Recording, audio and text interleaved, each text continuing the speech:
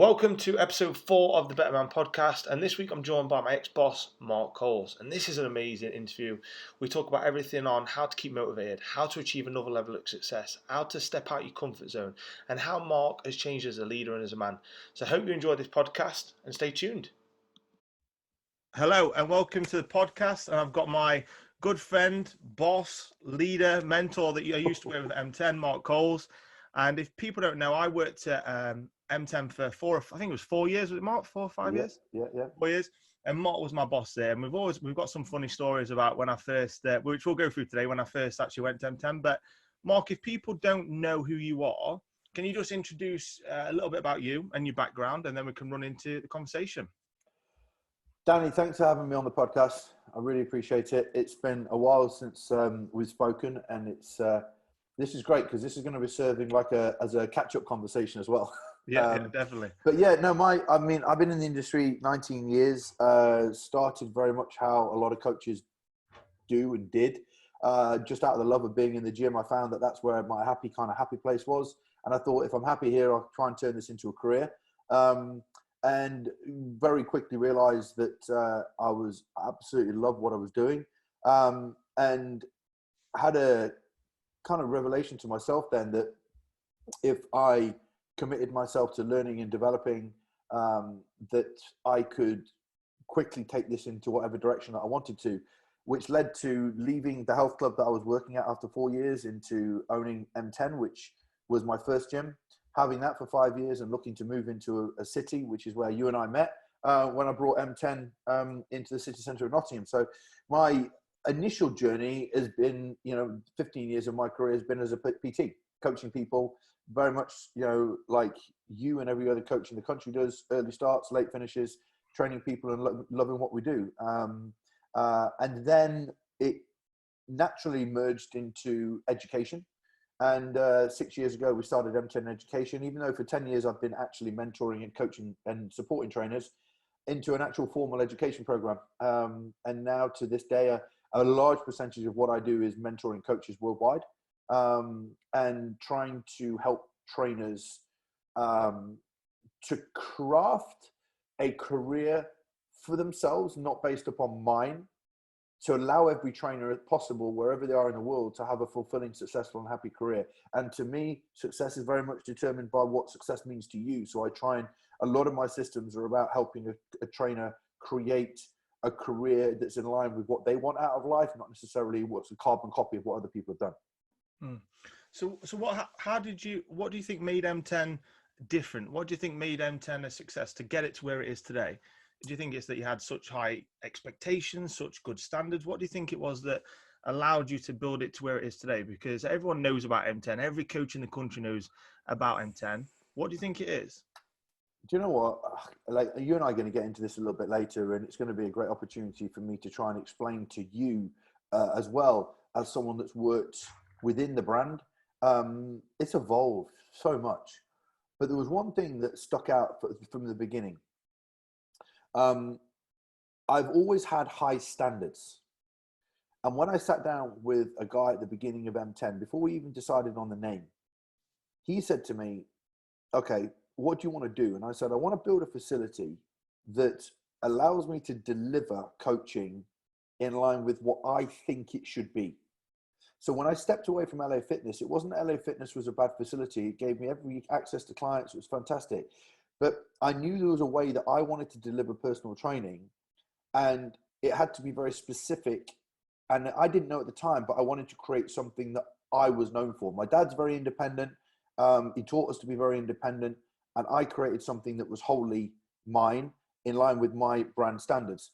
So when I sat down with somebody, I said to my dad, look, I want to call it a letter and a number. It was very minimalistic. And that's where it started. And I remember sitting down with a branding specialist, and he said to me, the M10 is the company, but what is it? And I said, well, I'm going to give you 3 words: smart, minimalistic, and modern, right? They were the 3 words that founded M10. Smart, as in Ferrari showroom smart, right? I wanted it to be clean. I wanted it to be professional. And there was elements of LA Fitness, which whilst they're a health club, I knew that I could deliver a higher kind of studio service.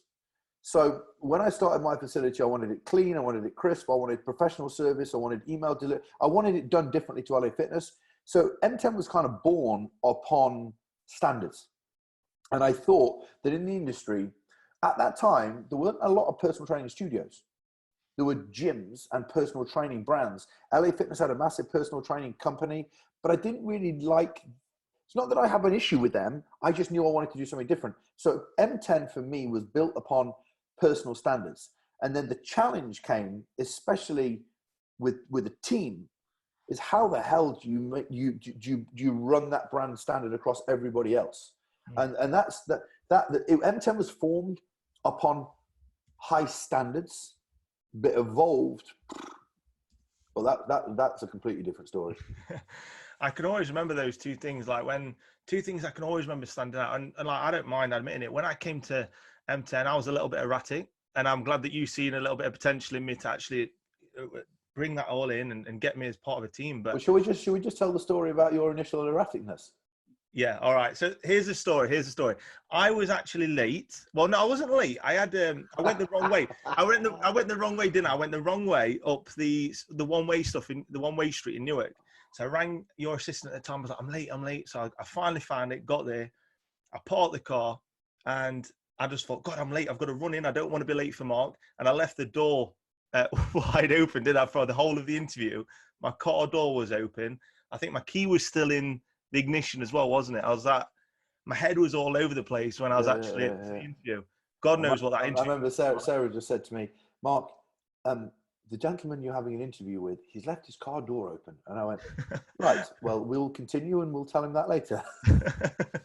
It's funny, but no, but it was safe. It wasn't like it was in the middle of town. It was in a boatyard. So yeah, it was fine. But I can always remember those two things that stood out for me and that I've tried to bring in for my guys and for my team is that two things. That one was always remembering the Ferrari showroom that you always told us and the expectations, the standards that we had at M10. And he's also remembering that you always used to say, imagine that someone's over your shoulder. And I always tell this to my guys when we're on our team meetings and stuff, that imagine if you, and I always imagine you still there. If Mark Coles was over my shoulder, what would he be thinking now? Am I keeping my standards high? Are my habits good? Are my values good? Or am I letting those drop? And I think that built in from M10, built in every single day, remained that all the guys kept pushing each other. All of us kept growing. And as part of a team, I think that's why it made M10 so good, because we actually was a team. And if you didn't meet those standards, you'd soon fall back. And I think that's why M10 is still a success today. Well, here's the thing, and it's interesting you say this because it works in your favor. It works in two ways.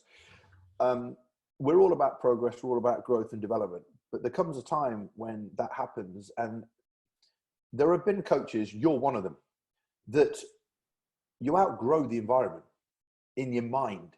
No one is supposed to necessarily work for a company forever unless, say, for example, I said to you, Danny, there's a senior manager's position, then there's a senior educator's position, and there's growth and development, right? So as a personal trainer at LA Fitness, there was me, M10 Fitness, there was me, there was the kind of managerial staff, admin staff, and then there was the coaches, of which you guys were incredible.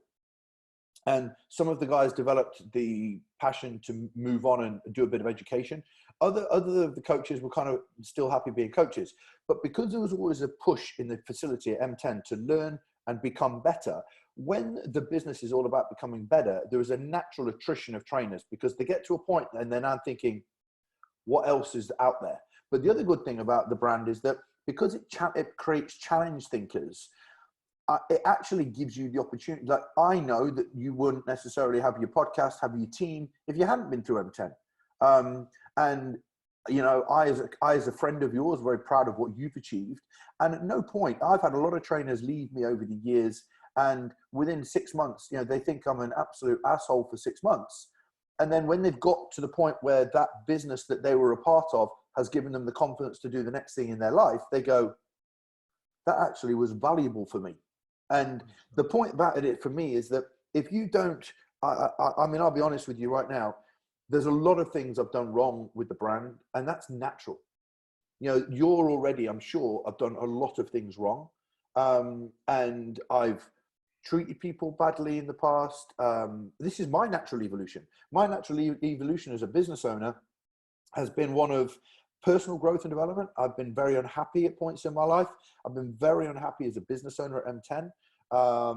I've been very selfish. That's my natural evolution. But at the same time, I had such high expectations of the brand, you kind of forget what helps make the brand. And they're all my challenges along the way is losing people when you could have done more for people, losing people when they deserve more from you. But at the same time, the brand kept growing. And so I had this big thing about, right, well, if you keep going on a mission towards what you want to create, the bigger you want to get, the bigger you need of the pool of people around you. So people lose sight of this, and I lost sight of it because there was a time when you left, another coach left. I think we had kind of 3 around the similar sort of time. And then you think to yourself, and you take a bit of a stopgap and you think, wow. And most people don't know, like we went through tough financial times. Yeah. Like I wasn't paying myself a salary for a while. I borrowed money. When people talk about your M10's got a beautiful gym, it's got all this equipment, went from 15 pieces of equipment to 46. Its reputation's nationally. There's a lot of companies that get a reputation and aren't turning any cash. Mm. And M10 was for a long time not making it. And like most of the guys that have been a part of M10 have zero understanding of the financial stresses and strains that business has gone through. It's 7,000 square foot. I was personal training, online coaching. I was building ebooks all the time. I was trying to keep hold of the core of the business whilst building 4, 5, 6 different income streams to then be able to pull away. So then you've got this team of people that you're building, of which they're educated, they're knowledgeable, but they need to feel valued. And I've learned an incredible amount during that journey. And I lost trainers, but at the same time, needed to lose trainers for me to learn. Right. And then I went, well, why is that person gone? Okay, well, I'm going to learn that. And it's the same thing in a relationship. Why did we lose a girlfriend at 19? Yeah. Because we were a dick. Well, no, because that person was ready to move on and I wasn't ready to change, or we all hit these different circumstances to either makers or breakers. And in most circumstances, I'm talking to you right now with your own podcast show, with your own incredible team, your own business. And it was a stepping stone for you, but you were a stepping stone for me. Mm. You talked when we've talked off air about kind of leadership, and I'll be honest with you here. I truly believe for a while that leadership was lead from the front and they will follow. Yeah. Right? Wrong. Lead from the front is an attribute that you need. Yeah. Lead from the front is something to be inspired by. But that's something to people to look at. But they won't follow unless they are truly valued by the things that's important to them. So every single one of the team right now at M10 values something different in life. They either value praise, a hand on the shoulder, they value cash, they value involvement. Like we have the human needs, which Tony Robbins talks about, and one of the key human needs is kind of like validation or actually just feeling appreciated. And that means that as a leader, you need to be thinking, what does that person value? So if I went in the past, what does Danny value? Well, at the time during his career, Danny valued less about money, but more about just being shown to be grateful for what he's doing. So was I showing enough gratitude to you? Was I financially reimbursing you for what you were doing or supporting you? Was I helping you with education? I think on the flip side, M10 provided always a lot of education. There was never a time when trainers weren't growing. I think that I think that's the reason why, though, as well. A lot of trainers do love the environment, and I've tried to bring in to my culture with my team, because the big part of what I loved at M10 is every Tuesday we'd have those team meetings. We'd have like Brian Walsh, we'd have different people from all different industries coming in and talking. So when you feel like you're growing and when you feel like you're everyone's evolving, everyone's moving forward, everyone's changing, you feel a part of something. I think that's why I'm so grateful to M10, because that's what we're great. And that's what I've learned from my team. One of the best things from M10 was that we bring the education in because people feel like they're growing. Yeah. So they feel happy, they feel like they're progressing. And I think that's a big thing. One thing I want to talk on, what we just said then, is so a lot of people will be going through like fear and panic right now. And obviously, what's really impressive, what you just said then, is that you still, even though you had these issues with the company, you went through the tough times, how did you still keep on track with creating 3, 4, 5 products? Because some people can be paralyzed, can't they? Like, oh my God, I'm so stressed and anxious right now. How did you still get shit done? Because that's quite an impressive trait when you're really, really stressed. Well, I've just finished writing a book through all the challenges that we're all facing, editing that. I have a vision. Now, I'm going to tell you a story. You will never forget this. We trained legs and we were sat on the steps at M10 where the window door. You remember. I'm going to tell you now. And it's a story that I share when I speak. And it's probably one of the most poignant moments in my whole career that I got to share with you. And we sat on the steps at M10 and you said to me, do you use a vision board? And I said, yeah. And I had a small little desk at home in Newark where I lived before I moved to Nottingham. And in that desk, there was a check from the book, The Secret, which had an amount of money on it, which I visualized me earning. And then beneath that was a photo of a lanyard that you hang around your neck. And the lanyard was a body power exhibitor lanyard. And I said, yeah, well, there is. And one of the things on there at the moment is a lanyard photo that I took off the internet because I want to speak at Body Power. And you were like, what? Like, really? And I was like, yeah. Now, you remember a few weeks later, I got a phone call from the owners of Body Power and said, Mark, we've been really impressed with your work. A lot of people said they want to hear you speak. Would you come on board as an exhibitor and as a speaker? And I went, wow. So when I was 25, 26, I sat in a coffee shop, in the coffee area of the gym where I worked. And I said, what do you want out of your life and your career? And I said, I want to have a really good reputation. I want people to know me. And this stemmed from actually not being known at school. I didn't have many girlfriends. I wasn't very intelligent. I always craved being the best rugby player I possibly could.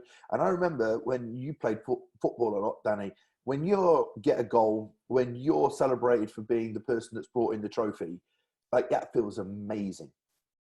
And my life has been driven from never having that at school, never passing an exam, never really doing well, never getting praise, never really having enough of what I felt that I had enough of that praise aspect. So when I was at 24, 25, I said, I want that. I want to be proud that I've learned enough so that people know who I am and they see my work, not because I've got no self-confidence, because I think that's something that inspires me. So every step of my whole career has been about proving to myself that I can achieve something. And the only thing that's been able to get me through this so far my whole life is setting consistent goals and creating a brand new vision. So my first vision was to build my reputation in my local town. I got to be known very well. I got in the local press. And then I went, I've done that. Now I need to get known in Nottinghamshire. Well, can I get in the Evening Post? Can I get in the local Nottinghamshire country magazines? Can I get on the radio? Can I get on BBC Radio? And I kept doing all those. And every time I kept setting these tasks, well, to get on the radio, I need to have more articles. To get on more articles, I need to write them. To write them, I need to get over my fear of writing. And I just kept setting all these individual tasks to do that led me towards a goal. So it was vision planning all the time, but not just vision planning. It was what steps have to happen to make the vision come a reality. And then when I went to Body Power, obviously my social media grew more. Then I started to be introduced to different people and network. And I was like, I actually think I can be nationally recognized. So then I went on the mission to how many people do I need to know? How many results do I need to get? Can I write more articles to get M10 on the map? And my life's just been a constant realignment with a vision. And when you talked about how can you keep that moving forward? The word for me is optimism. Because let's say, I said to somebody the other day, have you gone from £20 an hour to 25? And they went, yeah. I said, was there a time when you thought you'd never be charging £25 an hour? And they went, yeah. I said, now, if you have the same mentality to get to 30, do you think you'll make 30? They went, of course. I went, right, well, let's set the vision at 35. And only work to 35. Because once you've gone from 20 to 25 to 30 to 35, do you not think that 60 is possible? Mm. And they're like, yeah, right. Well, you've had a big shift in change in personality, values, belief, knowledge, skill. You just double that. And they're like, fuck, really? And so for me, it's a constant challenge. But I think where people struggle is they look at the next step and they think it's so hard. They don't realize that the struggles that they've just been through were hard at the beginning as well. So it's just, for me, it's a case of knowledge. You're only knowledge, skill, and application away from the next step. And that's why, in the book that I've written, I said that, level up is not about a destination. Level up is a mindset of just going up another notch. And my book's not about excellence being you're a legend, I'm amazing. It's, can you make incremental steps towards that thing that you can see clearly? And I'll just finish on this point. I don't think people know what they want. I don't think that overweight guys know what they want. I don't think unhappy guys know what they want. I don't think unhappy trainers know what they want. So when people say they procrastinate and don't get shit done, you have a beautiful son now. You have, your family, and I don't think for you, it would take long to draw emotion out of you to talk about what you've got around you. Yeah, and do you know what? That kind of gives you, like, for me right now, with obviously having my son, I mean, a lot of stuff that I took from M10. So obviously with the vision board, I've had that. And I'm really, like, for me, I use journaling every day, like, just to create more awareness of, like, oh, look, this is where I want to be. This is what I want to achieve, and remind myself every day to kind of realign and refocus. But definitely since having my son, Ruben, it's given me that extra added motivation, that extra spot, because like you say, I'm totally clear on where I want to go. I know what I want to achieve and I know what I've got to do. And because I've overcome some forms of adversity before in terms of doing a show or doing a photo shoot or doing these things that you find quite tough, it builds up your belief and your confidence. So like with you, because you've done a lot of things in terms of growing your business or doing the photo shoots or doing the shows that you've done, you've got, like, you must have a really high level of self-confidence and belief, because every time you've gone and done something, you've actually done it, right? And I think that's the where a lot of people need to be is, if you're stuck in that place right now, you need to go and get a clear vision of where you actually want to be, and then go and set some little process goals in place and little milestones. Well, do you know what was really important? Just going back to the thing that I've recently accomplished, which is the book. Like, I was a guy at school, I think you and I have probably talked about this, like, not only reading books, but, I never had any concentration span at school to read books. I couldn't give a toss about books. I actually, if you'd asked me 10 years ago, would I ever write a book? I'd be like, no chance. And Ben Pekulski, good friend of mine, about 7 months ago, I said, look, I'm trying to get this bloody book written. And I started writing it 6 months ago. And I did 3,000, 4,000 words in one morning. And at the end of the morning, I was fried. I couldn't think about anything else to do. My brain was mashed. And Ben said, you're never going to write your book if you think of it like that. And I went, what do you mean? He went, well, one, you're probably trying to study too much at the time. Two, you're trying to do so much. He said, you need to give yourself a set amount of time every morning to just do 1,000 words. And so from 6:30 to 8 o'clock in the morning, every day, I did 1,000 words.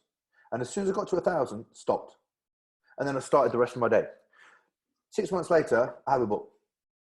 And the funny thing is if I have the vision, and I don't think anybody in life is unable to achieve a vision. Because when you write down the components of what a vision is, it's a set of skills or knowledge that you don't currently have and a system that you don't have in place, that if you learnt how to do it, like, you get an IKEA box delivered, you look at it and most people go, holy shit. You look at the instructions and you put the first bolt in. And then when you do the second bolt, most people are so frightened of how long it's going to take, what skills they don't have to do it. Just put the frigging first screw in. And I think with weight loss, with muscle building, just lift the first weight. Just go in the gym, reach out to your trainer for the first time, because it starts the ball rolling. And I think when I now have this skill embedded in me, that to write a book, to launch a seminar, to do an online course. I mean, only recently did a brand new webinar. I've done a lot of automated webinars, but I've never launched a webinar live, which was a challenge. And I self-taught myself to do it. I reached out to various different people to help me. it went live, it was a success. A lot of things I'm still doing in my career, I have absolutely no idea how to do them at the start. And that's why I think that you've got to be prepared as an individual to take the challenge head on and go, my vision is this. There is a lot of things within the vision that I don't know how to do. And my job now, which is what you've just said is very clear with your family, is if you have something that inspires you, like my wife, you know, our life and what we want to achieve in our life, whether it's children, you know, traveling or having the things we want in our home. For me, that means I've got to level up. That means I've got to earn more. That means I've got to serve more people. And then I've got to break it down. And then when you think about the task you've got to do, you've only got to just think about the thing that inspires you and motivates you. And that just sets you off on your tangent to do it, on your mission to do it. So I think people have got to find their why and their purpose to an emotional level. And then they've got to set a vision. And then you've got to break down everything that's contained in that vision and then become excited about tackling the tasks every day. So obviously right now, everyone can look at you, Mark, and go, right, Mark's got this gym. He's got a massive online presence. He mentors PTs and online coaches all over the world. And you've reached this like peak. You've reached this peak where it's quite high and it'd be quite easy to get comfortable, wouldn't it? Because you've obviously done really well for yourself. So what is it for you that now keeps pushing you or keeps motivating you or keeps you focused? Because it'd be so easy to go, well, I've hit this now. And you've seen it with sports stars where they'll do really well for 1 or 2 seasons and they're amazing. Then they kind of fall off and the pace falls off. So what is it for you that now keeps pushing you? How do you keep that intensity up on a day-to-day basis? Have you got like a set of routines as well that you put in place, or what is it that motivates you, keeps you motivating on a day-to-day basis? The first thing that motivates me is something that I have is a promise letter. So I have a letter which I readdress every 3 months called a promise letter. I have a promise letter to my wife, and I'll get quite emotional when I write it. Okay. Yeah. And I promise to her that I will support her, look after her, provide a life for us that gives us the freedom to do what we want and go where we want. I've written a promise letter to my child to send my child to a particular school, to take my child where they want to go, to teach them how to be a human being at a particular level, which I'm probably right now, if you wrote one to Ruben, would make you quite emotional. Yeah, definitely. Because Ruben's going to get to 12, 15, 20, 25, and you're still going to be around. I have a set of things that I want to teach my child to be a particular human being, or give them the skills to be a particular human being. I have a promise to myself that I would be in physical shape to my child when they're born. Therefore, you don't see me getting fat now, even though I don't bodybuild anymore. I still keep my body composition in check. In fact, I probably had one kind of meal off plan and a couple of glasses of wine since this whole thing started. There's not one part of me that shifts off my diet. The funny thing is, during my early days of bodybuilding, I was up and down, my weight was all over the place. I wasn't generally happy with myself. So now, the more content I am with the vision that I have. So I could now look at the responsibilities and roles I have for a 20-year-old son. I could look at the responsibilities and roles I have for this house that we're in, but the next house. Yeah, we're in North London. Do we want to move out to the country one day? You've got to have a vision that's 5 or 6 years further down the line. And then I'm like, well, if I'm thinking 5 or 6 years down the line, every day is about getting there. And then I actually look at my service to the industry. You and I both know that becoming the type of people that we want to become isn't easy. And I've given a promise to the fitness industry that I will help as many personal trainers as I possibly can to learn the skills to be what we call at M10 a 360 coach. So I'm not just teaching biomechanics. I'm not just teaching business. I'm teaching somebody, I'm trying to help somebody understand every aspect of them, personally to grow, professionally to grow, physically to grow. And my mission this year was to be able to get a book on as many kitchen tables as possible around the world. So my goal this year was to get worldwide recognition. And then that as a motivator for me is, well, I haven't got worldwide recognition. I've got it's 75% of my social media following is UK. Right. So then I'm like, well, no one knows me all over the world. So how do I make an impact with my level up mindset? And I now need to think on a global level. So I have a personal development coach that I work with at the moment. And we have, she has a saying that she said, playing at a high game. So one of the things that keeps me inspired and motivated every day is if you're earning 50 grand a year and that's comfortable, and if you're serving an amount of people and that's comfortable, you've done. You've played that game. If you played football for Mansfield at the highest level, it's time to leave Mansfield. So when I was in Newark, which is a small market town with a cattle market, I moved to Nottingham. When I moved to Nottingham, I love Nottingham. I love the team. I love the gym. I love everything about it. But I had to play at a bigger game. Yeah. So I moved to London. Now, I don't want to move to LA or anywhere different. London's amazing, but I can play that game. And now I have the freedom in my mind, because in Nottingham, I was at the gym every day. I couldn't play at a different game. So what I do with myself in terms of a kind of process is, this isn't playing at a different game to be arrogant or egotistical. This is playing at a high game in my head to give me the challenge to know that the opportunities for me are endless. But in order to play at a higher game, I have to put myself in that headspace. Yeah. And so the constant challenge when you've got to a certain point is knowing that you just need to step into a different game. And all that is taking your mindset into a different place. Yeah. So what you've done essentially then is just, you're always changing your environment. So your environment, obviously your people and your places. So every time that you feel, right, I'm going to hit that peak, bam, I've got to move to the next thing. I've got to surround myself with either not better people, but people that have got something that you want or something that you strive for. So if someone's watching this right now, you could be like, right, if you feel stuck and you feel lost, you feel comfortable, you need to go and find some people that are going to level you up, that are going to push you. Exactly what you said and what's going to come out in your book. They need to level up. They need to go and find people that are going to push them. And so, and But you know what? Go on. I mean, Sorry. this is the thing why I'm doing this podcast as well. Like the amount of guests I've got on this and next week is like, for me, I might not be with a team in terms of you, Dan, all the other people I've got on the podcast this week. But if I can spend an hour with you, this is more time for me. This is developing me again. And so every time I spend an hour with you or with Dan and we bounce ideas off each other and methodologies, this levels us up. This makes us feel better. This makes us grow. And I think that's what's so important and why the podcast platform actually works so well, because me and you, obviously, in what's happening right now, we can't be next to each other anyway. But actually, we can spend an hour on Zoom and bam, we've got loads of ideas and it helps us both grow. Yeah. And I mean, I've got coaches, and it's not, let's be honest in terms of the realities of financial situations. I've got coaches that I absolutely adore that are earning at the lower end of the coaching bracket. I've got coaches, influencers that are earning tens of thousands a month.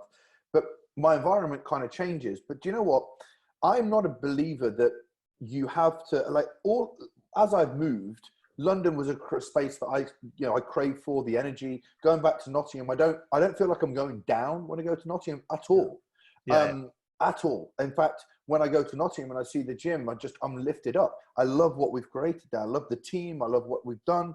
But where I'm at now, I actually don't think I need to be in a different city anymore. What I can do is reach out to all these different people that I've got. But what I have got is a headspace and an ability to now, not so much the before. One of my biggest reasons for moving was to eventually find my wife, right?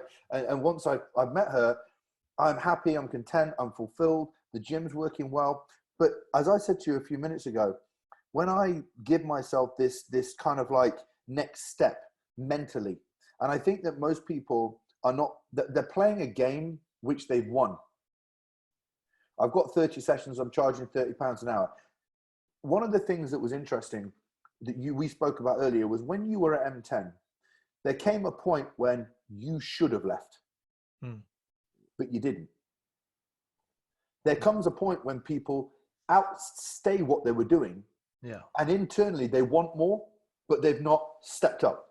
So what then ends up happening is becomes a resentment for the situation that we're in, and that situation is not resentment for that place. It's normally a reflection. Joe, actually from M10 and I were talking about this the other day.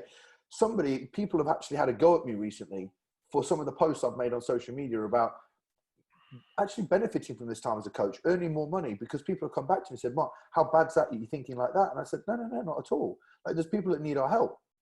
But the trainers that have had a go at me are the ones that haven't been proactive enough and are now reflecting on how badly they're running their business. So then they're having a go at me because I'm telling people to market themselves. So in so many situations, there are people that are resentful of what's happening in their life right now because it's a reflection of what they're not prepared to do. Mm. And so with me, as I've realized that there's something that's frustrating me that I want to get more of, I go, it's nobody else's fault. If it's clearly universe is telling me that there's a big step I need to take, bravely, I just need to take it. Because once I step into the unknown, then it'll give me the energy to just like push on. And I notice that you've evolved and grown as an individual with your business and your brand immeasurably. Yeah, and it's about taking that courageous step. Like everyone's going to have that fear, aren't they? Everyone's going to have that fear of going on video, of doing a Facebook Live, of doing a webinar, of doing a podcast. But actually, when you actually take that first step, you start to reap the rewards. You start to go, oh God, what was I so nervous about? What was I so fearful about? And what we spoke about a bit ago about confidence is that's another way of actually building up your confidence, doing shit that you don't want to do every day. And So it's the same with weight loss. It's the same with fat loss. It's the same with muscle building. You got to do the things that you're not frightened about and start doing them. You and I played sport. How many locker rooms have we been in and sat there and been so nervous of the environment? And then 6 hours later, you're in a bar standing on a table with your arms around your mate's shoulders going, woo, you know, that moment that you were frightened of turned into some of the greatest friends of your life. 100%. And so for every step that you take, whether it's reaching out and ringing your coach for the first time and gone, oh my God, I'm going to ask for help. And then you ring. And then at the end of the phone call, that coach has got 10 years worth of experience that will help you get in the best shape of your life. And it's the same with me with business mentoring. Many people are sitting looking at social media going, oh my God, these are all the things that I'm struggling with. I need help with these. And then I'm like, you know, my marketing, my message is yes, to benefit me and have a life that I've got, but it's also to benefit other people. And like every marketing thing that you do is to benefit you guys as a family, but it also benefits people on the flip side of it as well. So, you know, everybody wins.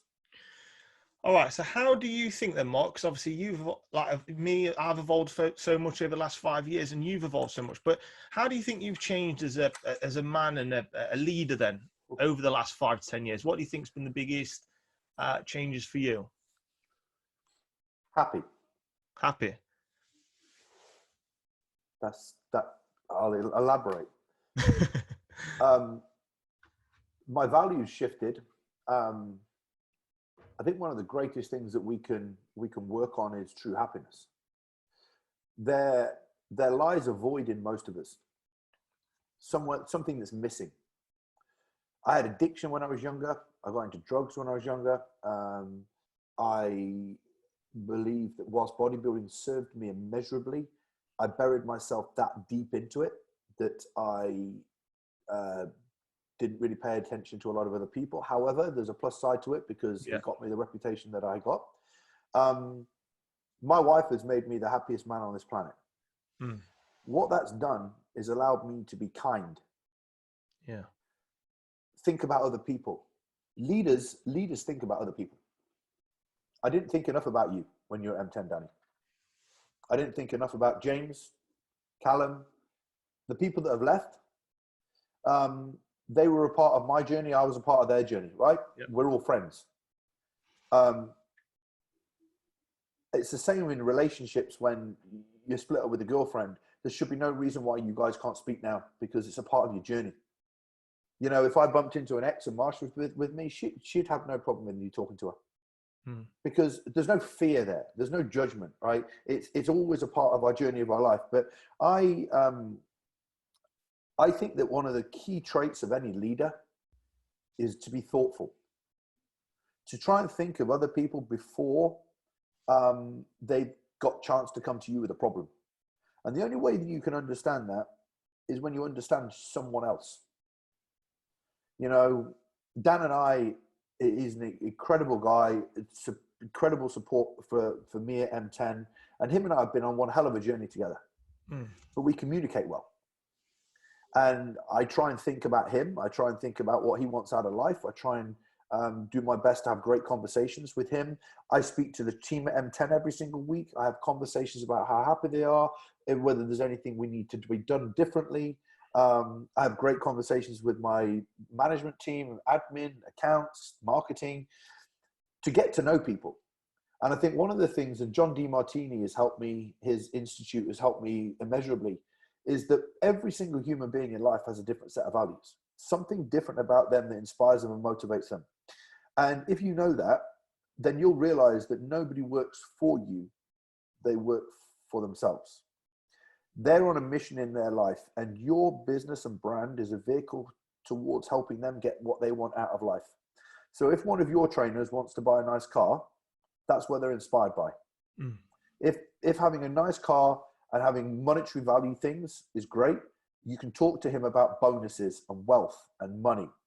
If on the flip side, somebody else is inspired by being able to spend time with his girlfriend or wife and children, you'll understand that creating time for that person is important. So when I go through we go through the values process. In fact, we're going to go through it again when we get back to the gym.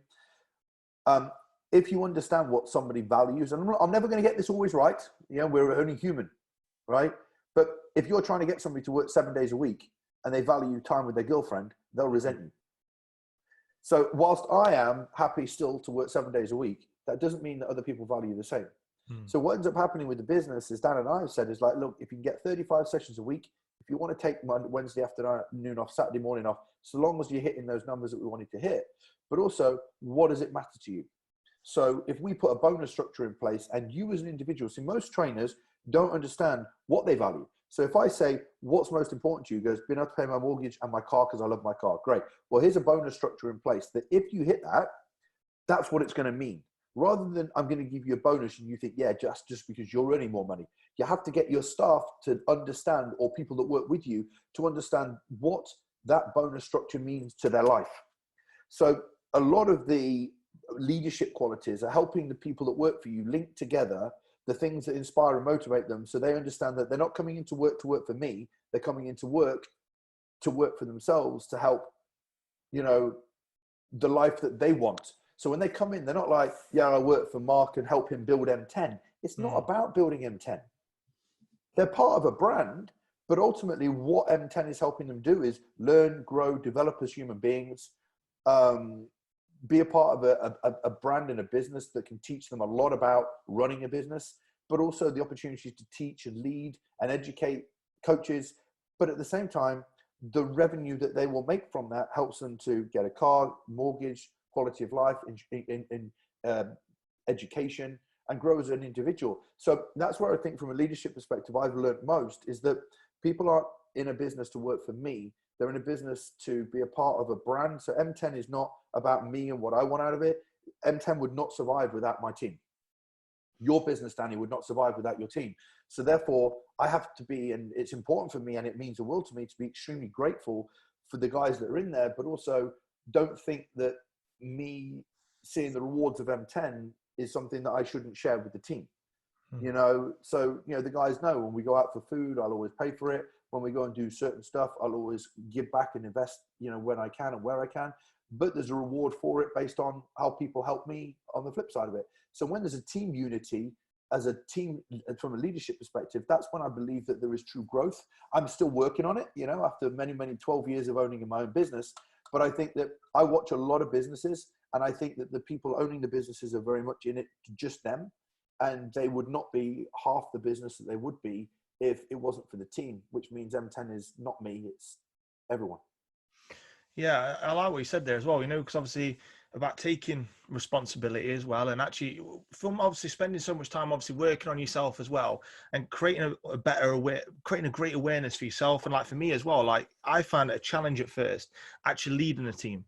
Yeah, And actually so the more that I work on myself, the more that I understood all this stuff, I can actually help my team a lot more. And I like what you said there about the values and actually working out what each person individually wants. So then you can help supplement that, and you can help them grow to that level. Help them get there. Because right. So if somebody turns around to me and says, genuinely, I'm earning 25 grand a year, but I want to make 35 grand a year. And I said, well, that's a monetary figure, but what does that mean? Let's put some meaning. Everything as a leader's got to have a meaning.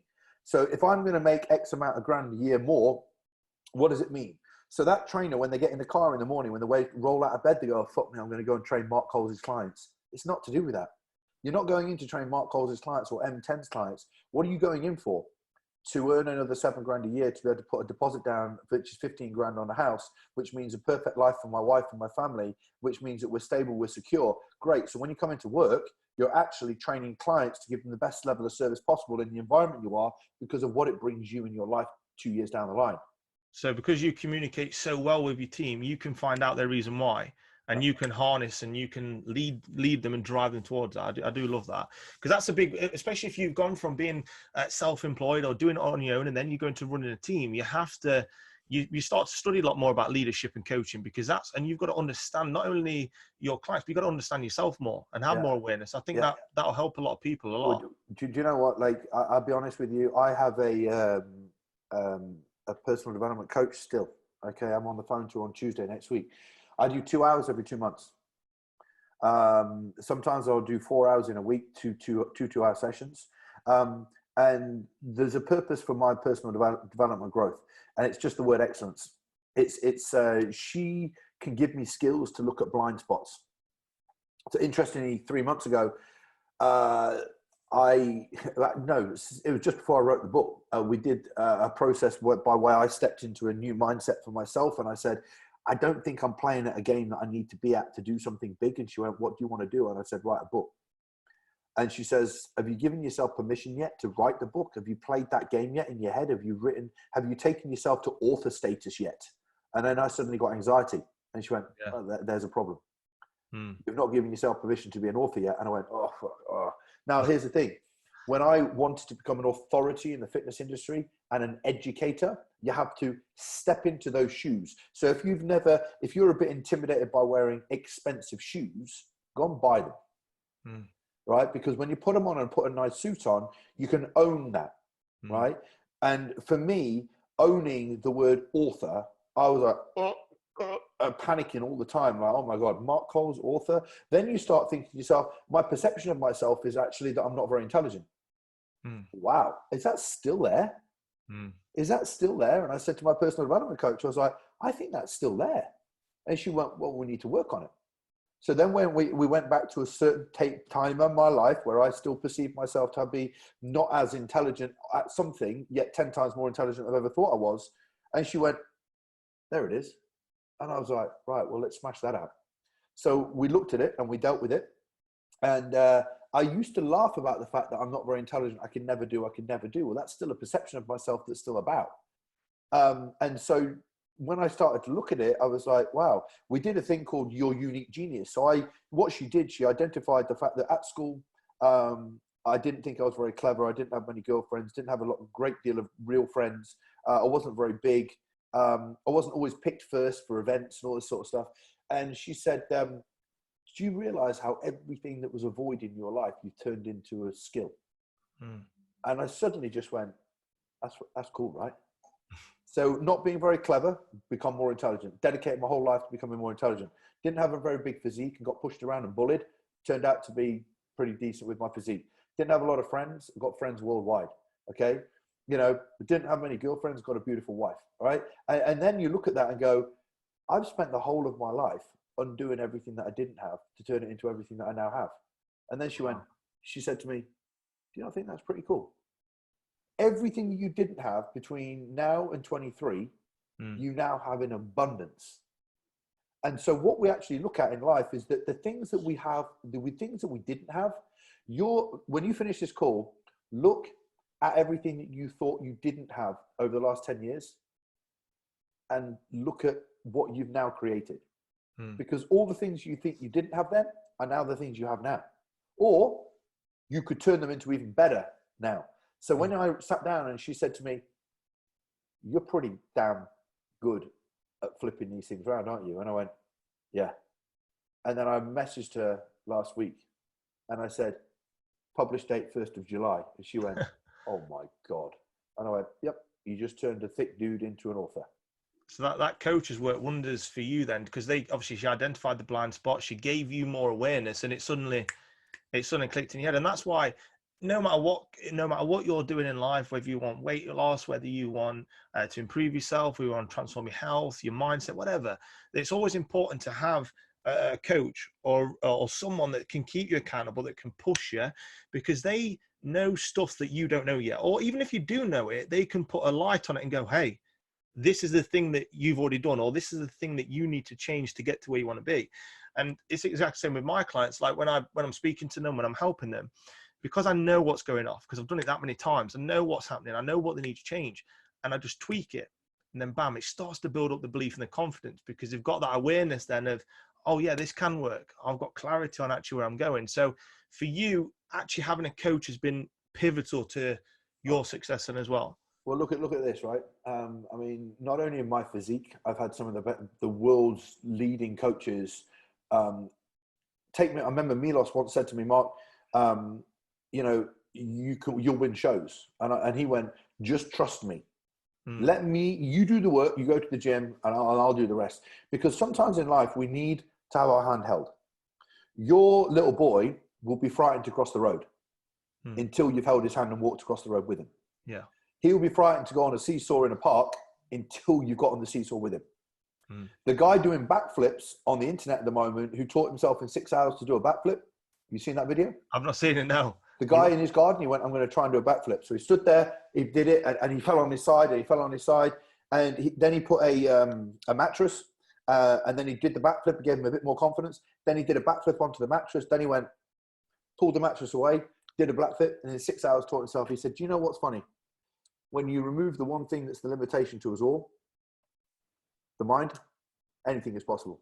And the interesting thing here is that's what coaching does. Because if someone's been where you want to get to in your life and achieved success with that, just let them hold your hand. Because just like reading a book, right? If you turn a chapter of a book, a good book, and you go, well, I didn't know that. You are today more knowledgeable than you were yesterday. So imagine having a coach, not a trainer, because you're not going to become more knowledgeable having a workout. It's not going to empower your life to the degree of education will. I don't know how to fill my hamstrings, but I know how to teach you. I don't know how to improve my chest. I don't know how to lose weight off my belly. Well, I'll show you. If your life is full of education every single day, before speaking to you, I read my book for an hour. You know, that's a ritual for me. You know, things like learning and having a coach. I wouldn't be where I am today without all my coaches. In fact, I'm excited. The funny thing is with me, I've done a lot of masterminds, done a lot of mentorships. I teach masterminds, teach mentorships. But one of the things that I value more than anything in my life is personal growth and development. If I can have somebody that I can work with that helps me grow my mind, my body, and my spirit, all of the business stuff is learnable. Like a lot of times people like, you know, from a business mentoring perspective, very often it's a case of me saying to people on a business mentoring perspective, this is the blind spot you've got. Now I'm going to provide you with the education. But if I provided you with the education before the blind spot, you wouldn't have done it because your mind's not in the right place. So for everything that we need to do, that coaching aspect is pivotal in helping us control our mind to then do the things that we need to do. And I think that's where coaching comes in, not just training. Love it, love it. So what's next for you, Mark, then? What's next for you and for M10? What should people look out for in the next 6 to 12 months? Or where do you want to go? What do you want to try out next? What's the next challenge for you? So, well, I mean, one of the big things that I am inspired by is to create one of the world's biggest mentoring programs for personal trainers. I've had my hand held. We've got systems. I don't want to just create it's not an education system, it's mentoring. It's guiding personal trainers and fitness professionals through their journey. And we are at the moment cultivating an incredible team at M10 that will be able to be a team of mentors. Our mission right now is to expand that and grow that and provide a service for trainers that is unrivaled worldwide. Love it. And what about the book then? When does the book come out? And where can people get that from? July the 1st. That's going to be on Amazon. That's going to be on Kindle. It will be audio book in 3 months after that. And is it for coaches or is it for everybody? No. So, well, do you know what? The first part of it, so Level Up is separated in 3 sections: personal, physical, professional. And personal is personal growth and development, and how to level up personally. So essentially it's a roadmap to achieving excellence, but it is for fitness professionals.